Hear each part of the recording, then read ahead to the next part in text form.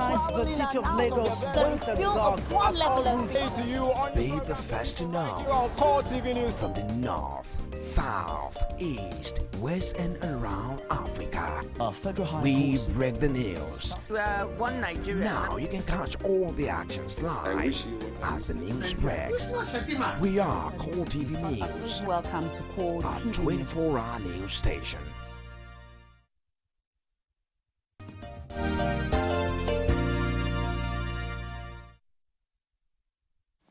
A very good morning to you and welcome to Core Digest. Today we will be looking at the Osun election, just a day to the election, and the preparations and what has been happening and all that has been in place with regards to this election. I have in the studio a political analyst by the name Adeyemi Rumolaron, who is going to help us out with discussions. Adeyemi, welcome to Core Digest. It's a pleasure. Thank you for being here. Thank you very much. Coincidentally, so to say, Adeyemi is from Osun State, so you'll be having first-hand information about someone who is from that area, and also a political analyst, specialized also in political affairs. But before we go ahead with discussions, we will be looking at a special report on the atmosphere in Osun State with regards to the elections and the political parties that are contending for this position, especially the three major contenders to the governorship seat in Osun State. Right after that report, we'll be back to continue discussions with Adeyemi. The Osun State governorship election has attracted attention from all politicians in Nigeria. The residents of Osun are also looking forward to the election. It's going to be a tight election. And, you know, I can't really say who's going to win. And whoever I want to vote for is behind, as is in my mind. So I can't really say. All I know is that I'll cast my vote as a civil responsibility. I have my card with me, so I will, because I must go, and I employ my people to go and vote, because this is your power. Your vote is your power. If you didn't vote, you will regret and you will blame yourself. I believe every individual, they know who they really want to vote for, you know, and every citizen knows their rights. So I believe anybody wants to vote for is in individual's mind. So, and I know people know the right thing. Analysts have dissected the strongholds of each candidate based on their constituencies and senatorial districts. The incumbent governor and APC candidate, Ralph Aregbesola, will be counting on his achievements in office to win the election. Until the end of our term, I'm the legitimate authority to govern this country. I love that. For Labour Party candidate Fatai Akibade, this will be his fourth attempt at Osun governorship. In the case of Alhaji Akibade, the confidence is there because people are really yearning to come out and vote for me. So I'm very confident that I will still make it. Inyala Mishire of the People's Democratic Party is an electrical engineer. He says he's confident of unseating the incumbent governor. The point is that when I go to war, I will say to win. When I go to battle, I have said to take slaves. So this one I'm certain, by the grace of God, I'm going to win election. So the hypothetical question doesn't really apply to me. So maybe you can ask the APC or any other party that question, whether they will accept defeat and congratulate me. Coincidentally, the APC candidate Ralph Aregbesola and PDP's Inyala Mishire from the same senatorial district. The two candidates will have to share the votes from the Osun East. Well, the big contenders include Labour Party, the PDP, and the APC. An effort has been put in place by all these political parties to ensure victory in the coming election. Frank Omalape, Core TV News, Osogbo. Adeyemi, you've seen that report. Yes, sir. Actually, the atmosphere in Ekiti, and then we see some of the contenders, the major contenders, so to say. Yes. According to speculations and people saying, talking about what they expect, their preparations, and how hopeful they are to get this. But I'm going to start with this question. We've seen some few of the residents speaking there about the elections. Let's take it from that point. Now, voter education. Yes. As a political analyst, do you think there is proper and adequate voter education that has been done in Osun State? Yes, thank you very much. If you are trying to look at the subject voters' education, you see it is becoming a complex issue now. In the past, we just assumed that, oh, the voters, the electorate's knowledge of the candidates, individual candidates, but voters' education has also transcended into the machineries of the government that is on ground, how the voters needs to be educated. So that is why I said the voters' education is now, it has become complex, that we need to really take time to really work upon. It has transcended beyond the knowledge of the candidates to what government machineries is all about. You see, where the government has in the thinking that they want to protect the electorates and the electoral processes, they have militarized the environment.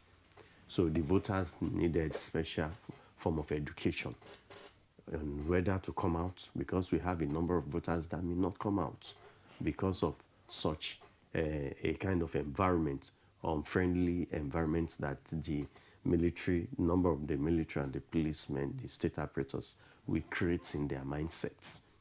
So, which actually happened in Ekiti, where the older citizens that were for particular candidates, because of the fear of this intimidation, most of them will learn they didn't come out. So that is one area of voters' education.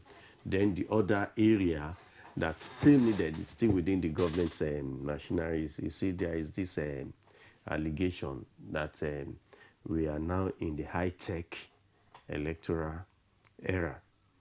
You see one of the candidates trying to educate his supporters on how they will handle the ballot paper to sort of disorganize the implants, the technology implants, assumed technology implants in the ballot papers. That is another form of education that I was particularly interested in it when they were taking it. Then the third one is the voters trying to understand what each candidate stands for and what they wanted in the person to govern them. So if you look at it, voters' education now is in different phases that actually with time we will have. But in the overall, to what we used to know as voters' education, I can confidently tell you that Nigerian electorates are getting wiser every day.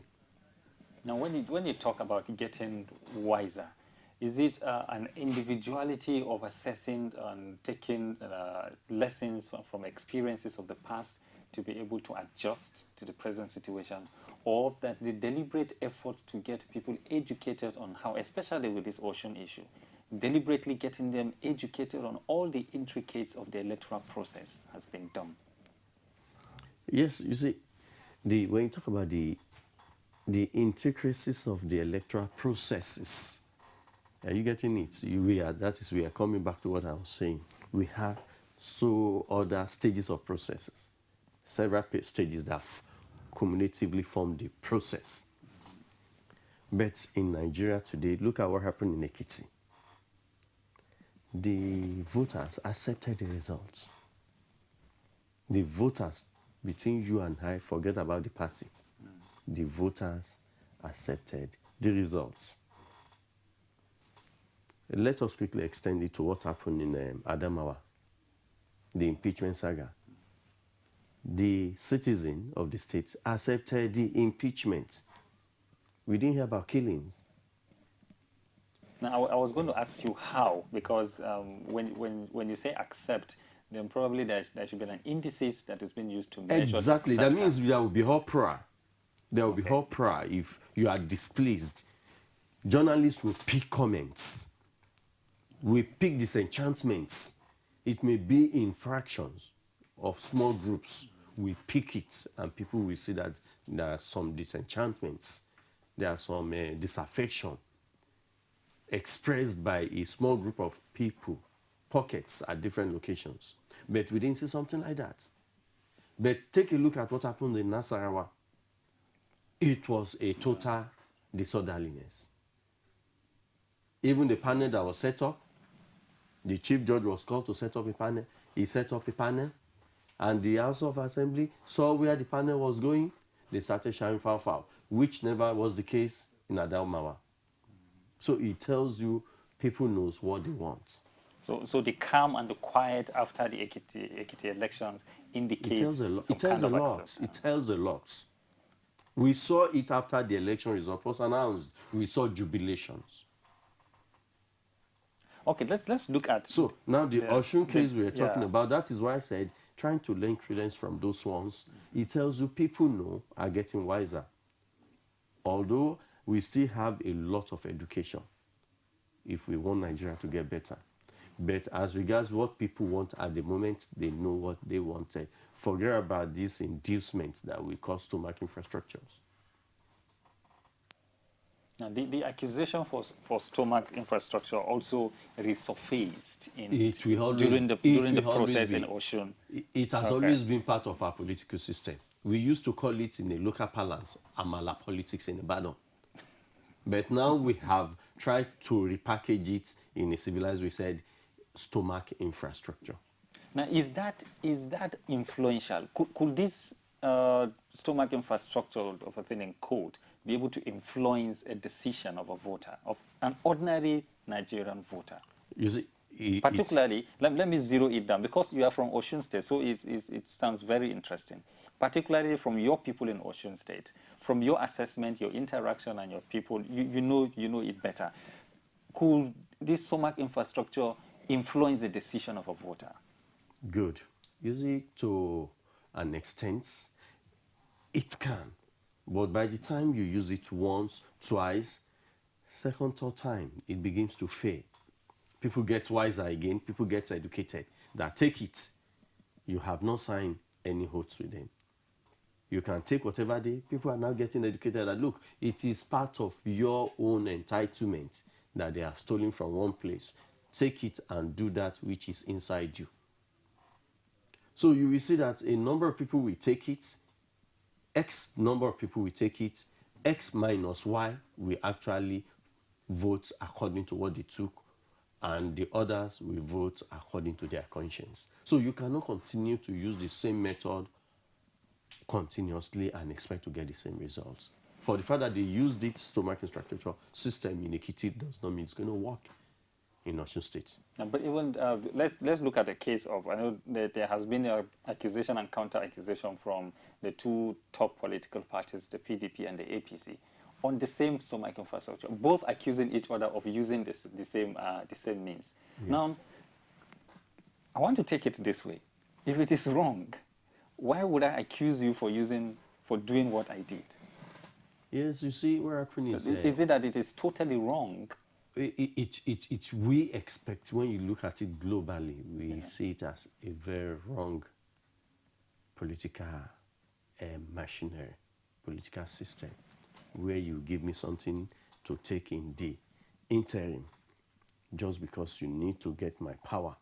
And the moment you capture my power, you deny me of the continued benefits and privilege of that opportunity. So that is why we condemn it, that it is very wrong. If any, better you see a particular party just resurfaced and decided to start giving you food.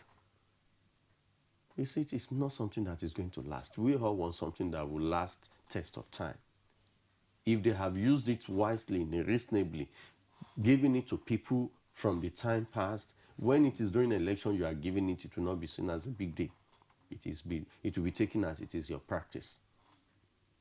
So the stomach infrastructure something sort of is just a system of abusing our mentality, trying to tell us we are hungry and we are poor people.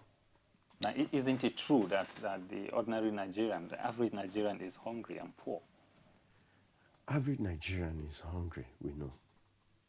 This is a country where you can go to bed in a day without having food, despite the fact that you'll be hungry.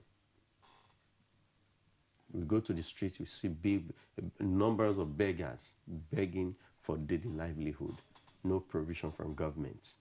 So if they have nothing from government and they are hungry, it means every Nigerian can be hungry. Now, how is that affecting the political system in Nigeria? Oh, Keeping in mind the politicians are capitalizing on that fact that they are hungry. Give them something and ask them to do this for them in return. But with the voters' education that is coming up, we are telling them you can take it. They won't follow you there to cast your votes. Can that change? Can the voters change that? It can. And stop it from happening? How will they be able to do that? They are human beings. They get wiser every day. They have tasted PDP in Osun before. They have now seen what APC can do.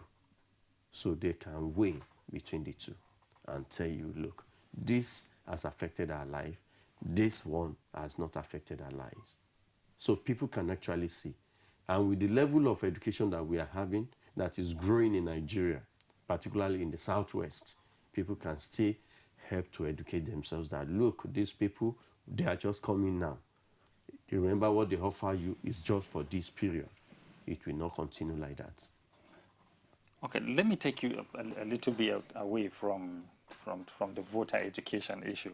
Now, we've seen a form and a level of desperation from politicians in Osun State. What does that say to our democracy? You see, let us be frank with ourselves. The federal government, that is, maybe let me use the word PDP. The PDP that is controlling the federal government is deceiving herself. You look at the present situation in Nigeria, the deployment of the soldiers, the military, the armed forces, to go to Osun State when they actually not needed there. Just a matter of days ago, the insurgents invaded another village with just one armor tanks and their battalion. The battalions they sent to Osun, if they have used it to reinforce all those areas, they will be able to suppress these insurgencies. But they are taken away from where they actually needed to where they are not needed because of the desperation to hold on to power in such region. Let us face it. The desperation, they will try everything possible, but it is still the people that will decide. I strongly believe in the mentality of the people. Now, isn't that deployment meant to maintain peace and have a peaceful process? If the police are well equipped, they are well supported, they will discharge their duties in that area. So you are saying that we don't need to see the military in electoral process? When the military is well kitted and you encounter one, no matter how strong and brave you are, you will be calm instantly. Now, why do you think that we would need to get the military involved at this time, especially in Ekiti? You're a political analyst. That's what we're saying. It is baseless. It is unthinkable to bring in the military, the soldiers. More so that it is the same time we are going through insurgencies, killings, massive killing in the north, as a result of lack of enough military resistance. And so we are now deploying them to where the civilians are for electoral processes. Then it tells the world we are not really serious. You will notice the whole world rose up to support Nigeria when they heard of the kidnapping of the girls. But what happened now? They have seen us unconsciously. We are not taking it serious. They have seen us as unserious people. Where are our soldiers? Where are they? We are using them for political processes when they are supposed to be defending our national integrity and security.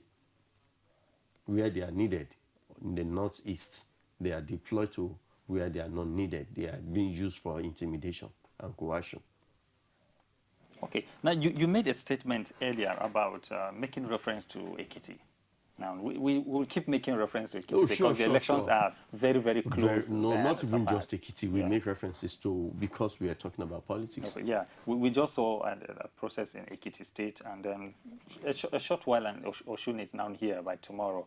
Now, you made a very, very sensitive statement earlier that the elderly did not show up against the public opinion that people actually turned out for that election in Ekiti State.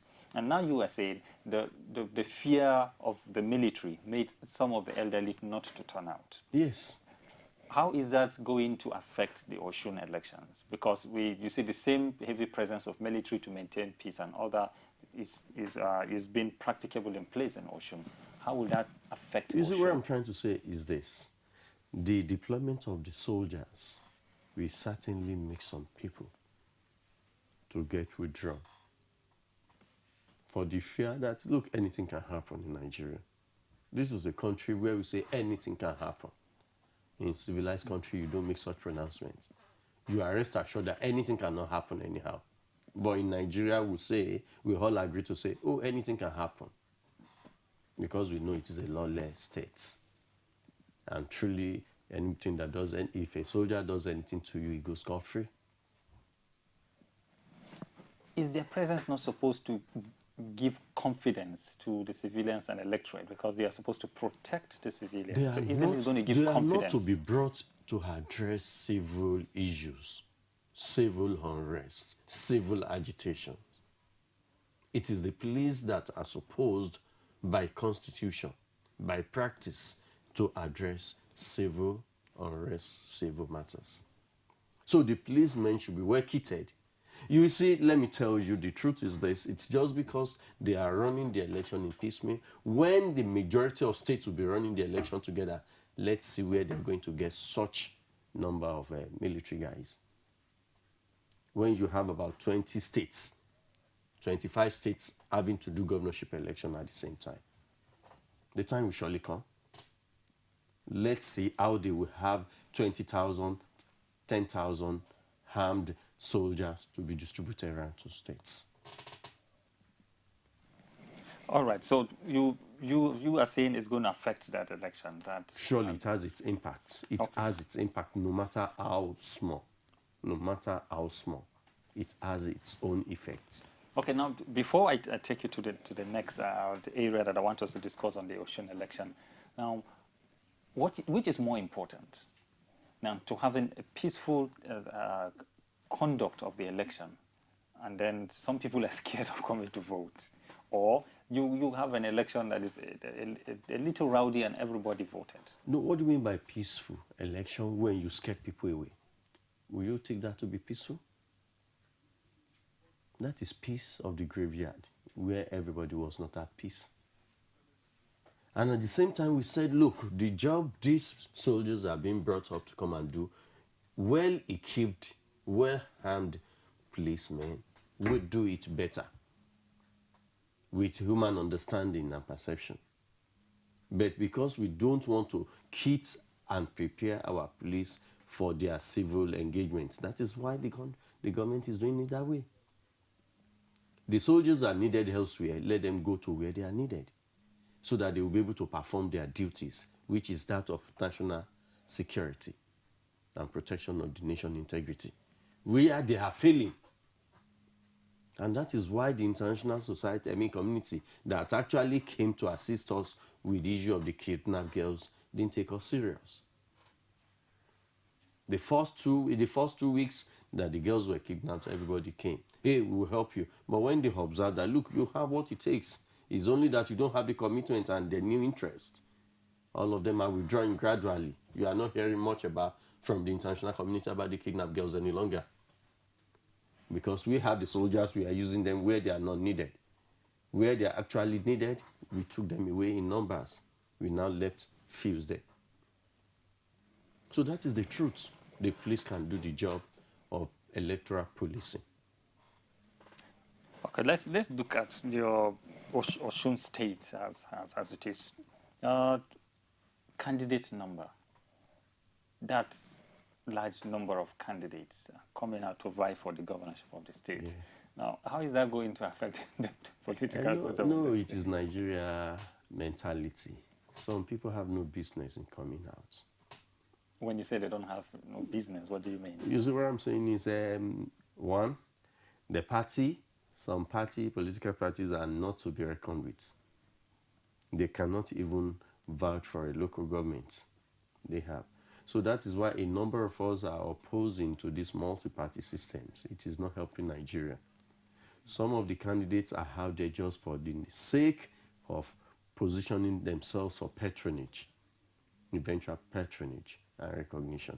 It's not that they actually have much that their political party can offer. They know that their platform, at times the political platform, may not be capable of actually doing anything. In Nigeria today, we know for sure that politics is all about how much you have to spend.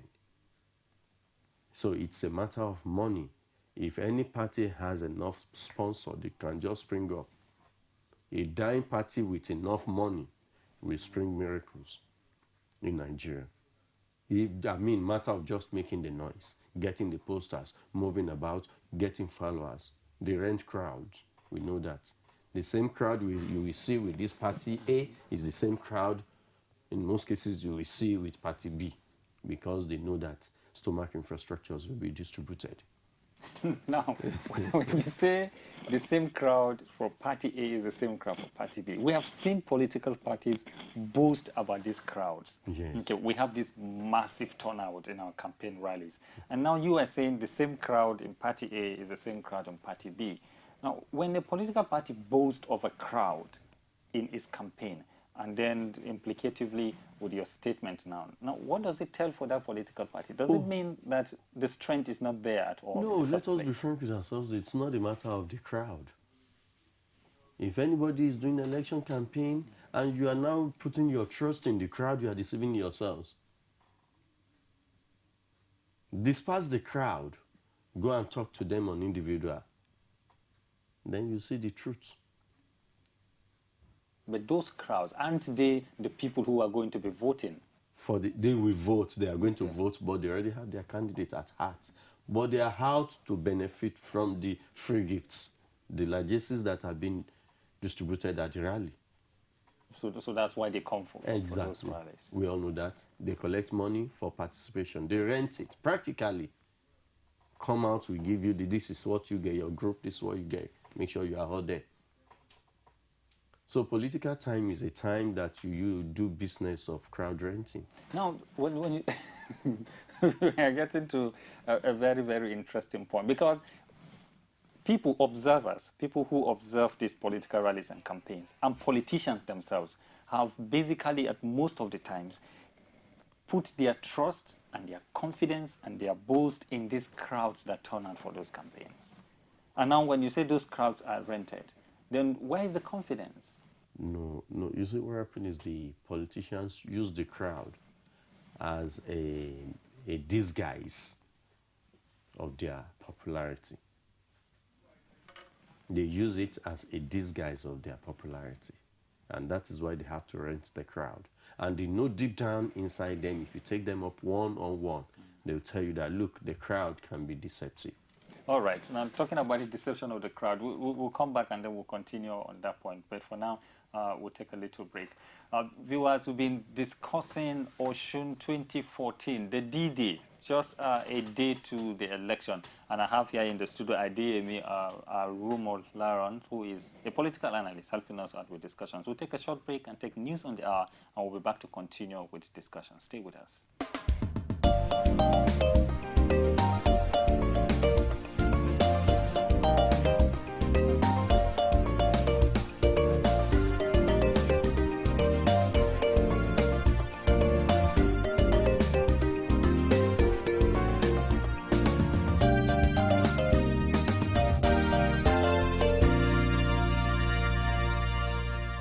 Courts even